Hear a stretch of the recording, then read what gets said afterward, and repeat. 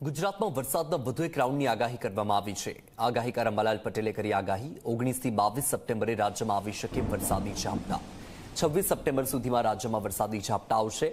કેટલાક વિસ્તારોમાં ભારે વરસાદી ઝાપટાની આગાહી કરાઈ છે। આ વર્ષે ગુજરાતમાં ચોમાસું મોડું વિદાય લેશે।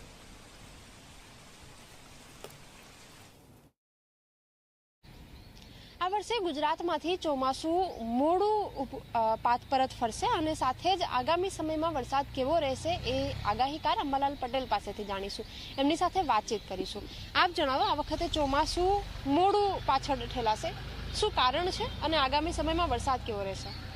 આજથી વરસાદી ઝાપટા પડશે ભિન્ન ભિન્ન ભાગોમાં અને આ વરસાદી ઝાપટા કૃષિ પાકો માટે સારા ગણાશે, કારણ કે 13મી તારીખથી ઉત્તર ફાલ્ગુની નક્ષત્રમાં સૂર્ય આવ્યો છે।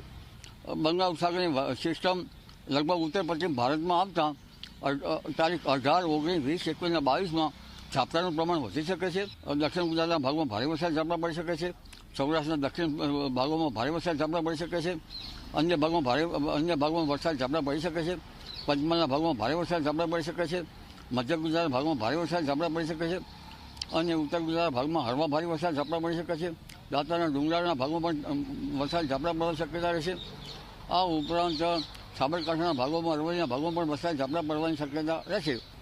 વરસાદમાં હજુ તક 22 સપ્ટેમ્બર એક સિસ્ટમ બનશે, 28 સપ્ટેમ્બર એક સિસ્ટમ બનશે, 3 ઓક્ટોબર એક સિસ્ટમ બનશે।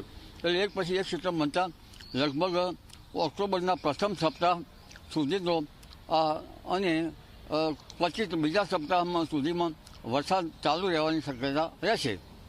બિલકુલ, તો ઓક્ટોબર મહિના સુધી આ વર્ષે ચોમાસું ગુજરાતમાં રહે તે પ્રકારની શક્યતા જોવા મળી રહી છે। વરસાદી ઝાપટા પડશે, ક્યાંક હળવા વરસાદી ઝાપટા પડી શકે તો ક્યાંક ભારે વરસાદી ઝાપટા પણ પડી શકે છે। કેમેરામેન તુષાર શાહ સાથે સપના શર્મા, ઝી 24 કલાક, ગાંધીનગર।